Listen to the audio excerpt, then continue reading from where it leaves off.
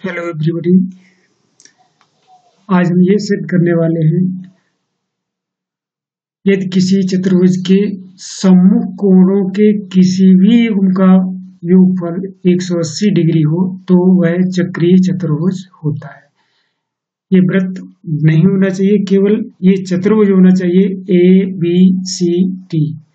अगर ये सिद्ध हो जाता है कि कोण ए बी सी प्लस कोण ए डी सी बराबर 180 डिग्री, तो हम ये सिद्ध करेंगे कि ए बी सी डी जो है वो चक्रीय चतुर्भुज है। दिया हुआ है क्योंकि साधारण प्रतिज्ञा में ही छिपा होता है कि क्या दिया है, उसको हमें गणितीय भाषा में लिखना पड़ता है। तो यहाँ यदि किसी चतुर्भुज के सम्मुख कोणों के किसी भी युग्म का योगफल 180 डिग्री हो, तो हमने क्या है कि ये जो हमारा ए बी सी डी चतुर्भुज है इसके एक जोड़ा ले लिया सम्मुख कोणों का ए बी सी और ए डी सी, और ये दिया हुआ कि ये 180 डिग्री है, मान लो दे दिया उसने साधारण प्रतिज्ञा के हिसाब से, तो ये दिया हुआ है। हो सकता है हम ये कोण ले लें, तब ये दिया हुआ हो जाएगा। मतलब कोई भी सम्मुख कोणों का योग लें वो 180 डिग्री उसका योग है, ये दिया हुआ है। हमें सिद्ध करना है कि ए बी सी डी एक चक्रीय चतुर्भुज है। तो इसके लिए हम एक तथ्य उपयोग करेंगे, वो है चक्रीय चतुर्भुज के सम्मुख कोणों के किसी भी युग्म का योगफल 180 डिग्री होता है। तो हम क्या है कि रचना करेंगे और एक चक्रीय चतुर्भुज बना लेंगे। ये चतुर्भुज तो है, हमें मालूम है कि 3 असंरेख बिंदुओं से होकर एक वृत्त खींचा जा सकता है, केवल एक और केवल एक वृत्त, मतलब एक वृत्त ये खींच दिया 3 ए डी सी बिंदुओं से होकर के, और ये मान लिया कि ये बी बिंदु वृत्त की परिधि पर नहीं है, तो हमने एक ऐसा बिंदु वृत्त की परिधि पर लिया एक्स कि ए एक्स सी डी हमारा जो चतुर्भुज है वो चक्रीय चतुर्भुज हो जाए। तब कोण ए डी सी और ए एक्स सी इनका योगफल 180 डिग्री होना चाहिए। क्यों? ये चक्रीय चतुर्भुज है। तो पहले हम ये देखेंगे, पहले तो ये दिया है, लिख देते हैं कि कोण ए बी सी प्लस कोण ए डी सी बराबर 180 डिग्री। क्या है ये? दिया है। अब हम रचना से हमने एक चक्रीय चतुर्भुज बना लिया है ए एक्स सी डी, तो हम इसके सम्मुख कोणों का योगफल 180 डिग्री होना चाहिए, क्योंकि हम ये तथ्य प्रयोग कर रहे हैं, ये हम सिद्ध भी कर चुके हैं। तो कोण ए डी सी प्लस कोण ए एक्स सी ये भी 180 डिग्री होगा। क्यों? चक्रीय चतुर्भुज के सम्मुख कोण, चक्रीय चतुर्भुज के सम्मुख कोण है। चतुर्भुज के सम्मुख कोणों का योग, सम्मुख कोणों का योग है, इसलिए 180 डिग्री है।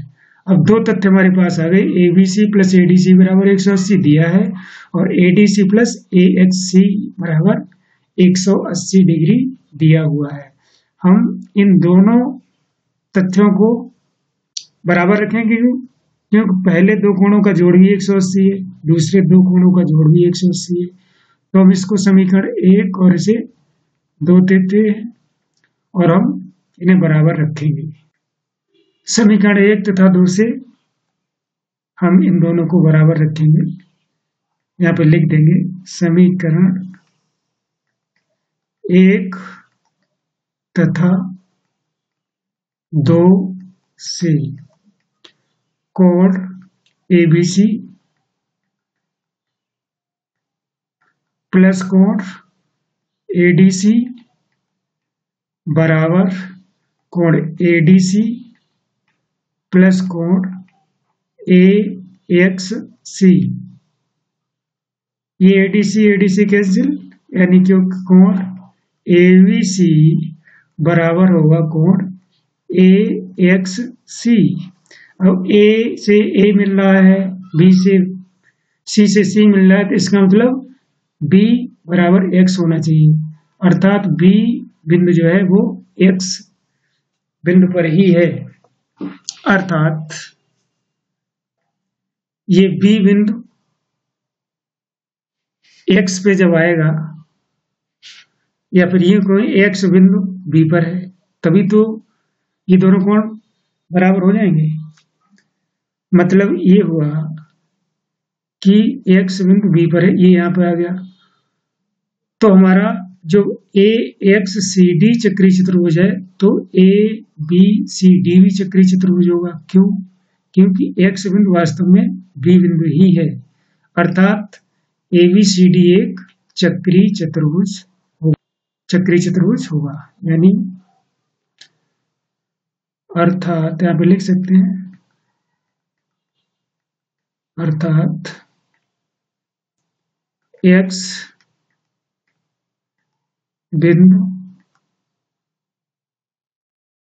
तथा B बिंदु संपाती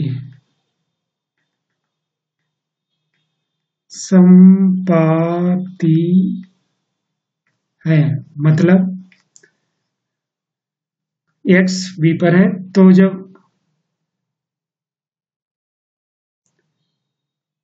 परंतु AXCD एक चक्रीय चतुर्भुज है। क्यों? रचना से हमने बनाया ही था चक्रीय चतुर्भुज है। अतः ABCD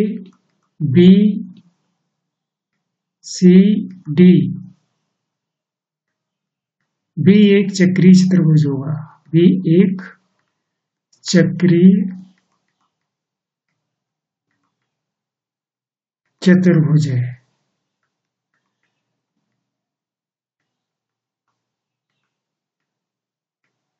इस तरीके से ये यहाँ पर ये ध्यान रखना है कि एक आपको चक्रीय चतुर्भुज की रचना करनी है और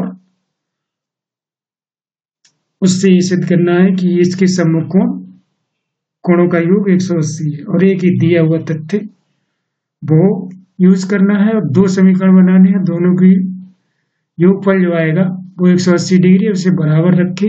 ये सिद्ध करना है कि X बिंदु B पर है, ये X बिंदु B पर पहुंच जाता है। जब यह पहुंच गया और AXCD एक चक्रीय चतुर्भुज है और X B पे पहुंच गया तो ABCD भी एक चक्रीय चतुर्भुज होगा।